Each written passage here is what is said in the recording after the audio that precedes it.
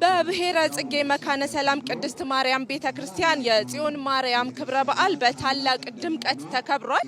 በክብረ በዓሉ ላይ ብፁዕ አቡነ ፊልጶስ የቅድስት ሥላሴ መንፈሳዊ ዩኒቨርሲቲ ፕሬዝዳንት እንዲሁም የደቡብ ኦሞ አሪዞን ሀገረ ስብከት ሊቀ ጳጳስ፣ የደብራትና ገዳማት አስተዳዳሪዎች፣ ሊቃውንተ ቤተክርስቲያን፣ ካህናትና ዘማሪያን እንዲሁም ለቁጥር የሚያዳግቱ ምእመናን ተገኝተው በደመቀ ሁኔታ በዓሉ ተከብሯል። ህዳር 21 ቀን የሚከበረው የጽዮን ማርያም ክብረ በዓል የሚከበርበት ምክንያት ምን እንደሆነ ብፁዕ አቡነ ፊልጶስ አብራርተው ትምህርተ ወንጌል ሰጥተዋል። ይህ ቀን ዳጎን ተሰብሮ እግዚአብሔርና የእግዚአብሔር ታቦት ተከብረው ወደ ምርኳችን የተመለሰበት ወደ ክብራችን የተመለስንበት ወደ ክብሯ የተመለሰችበት ዕለት ነውና እንኳን ደስ አላችሁ።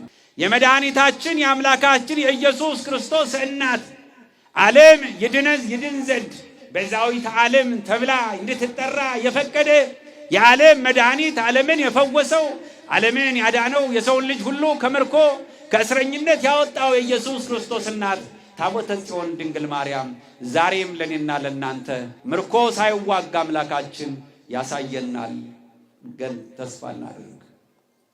አዎ እንመን። ማመን ብቻ ይበቃናል።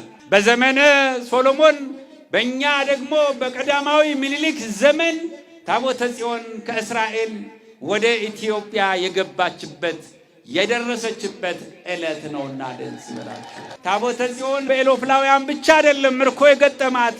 በሀገሯ ወደዚህ መርጦ እግዚአብሔር ወደ ላካት በአክሱም በነበረችበት ጊዜ በዘመነ ዮዲት ጉዲትም ስደት ገጥሟታል።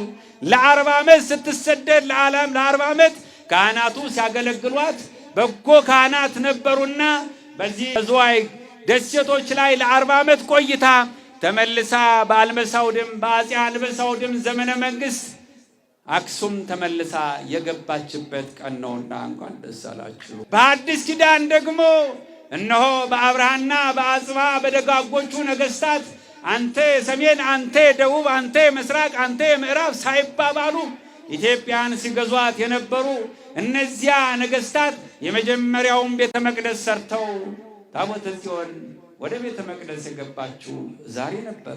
በ15ኛው መቶ ክፍለ ዘመን በግራኝ መሐመድ ጦርነት ዘመንም ታቦተ ጽዮን ከአክሱም ተነስታ ወደ ምድረ ሐማሴን እንዲሁ ስደት ገጥሟት ነበረ።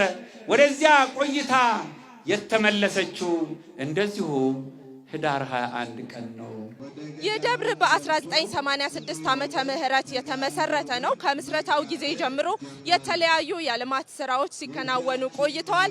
በቅርብ ጊዜ ባለ 2 ወለል ለጽህፈት ቤትና ለልዩ ልዩ አገልግሎቶች የሚሆን ህንፃ አስመርቋል። ሌሎች 2 ባለ 4 ወለል ህንፃዎች ደግሞ እየተገነቡ መሆኑም ተገልጿል። እግዚአብሔር ቢፈቅድ ብለን የሰበካ ጉባኤው አስተዳደር ጽህፈት ቤቱ ያጭር የረጅም የመካከለኛ ጊዜ ብሎ አቅዶ እቅዶችን አመት ሙሉ መቅደም የሚገባቸውን አስቀድሞ መከተል ያለባቸውን በማስከተል እነዛ እየተሰሩ ደግሞ ሌላ ዘመን ተሻጋሪ ቤተክርስቲያንን ከፍ የሚያደርጉ ለህዝበ ክርስቲያኑ በማህበራዊ፣ በኢኮኖሚያዊ፣ በሃይማኖታዊ የሚጠቅሙ የሚደግፉ ልማቶችን እያቀደ የታቀዱትን እየሰራ እንደገና ደግሞ እየሰራ ደግሞ ዝም አይልም። ያንኑን ብቻ ሰርቶ አይቀመጥም።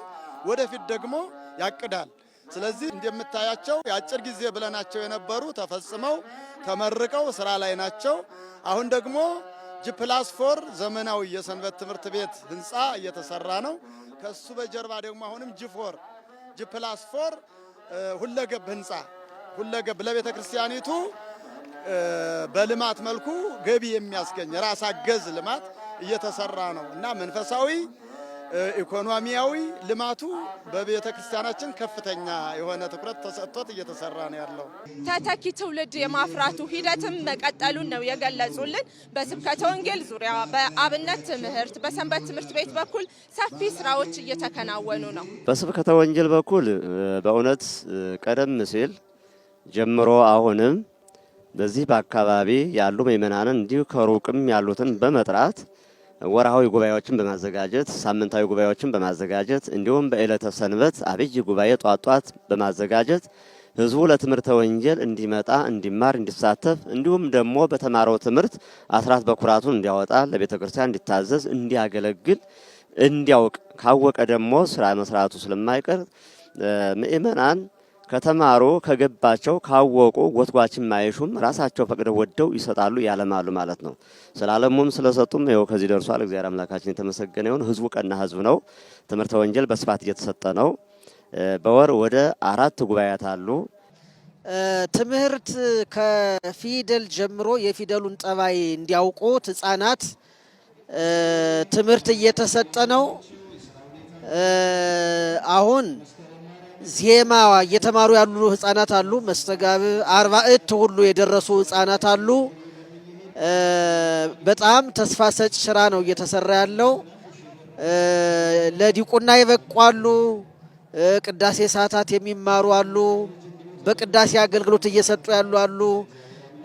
ከዚህ ጋር ደግሞ ቀሳውስትና ዲያቆናት ሙያቸውን የበለጠ እንዲያጠናክሩ የቅዳሴ መምህሩ ቅዳሴ በማስተማር ላይ ነው የሚገኙት።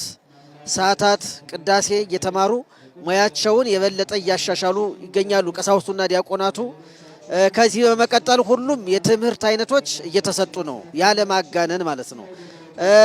እኛም ሰባክያነ ወንጌሉ እኔም በሰንበት ትምህርት ቤት ሁሉ በመገኘት የሰንበት ትምህርት ቤት ወጣቶች ትምህርት ሃይማኖት እንዲማሩ ምስጢራትን 5ቱን አዕማደ ምስጢራት 7ቱን ምስጢራተ ቤተ ክርስቲያን እነዚህን ሁሉ እንዲማሩ እያደረግን ትልቅ ስራ እየተሰራ ነው ያለው።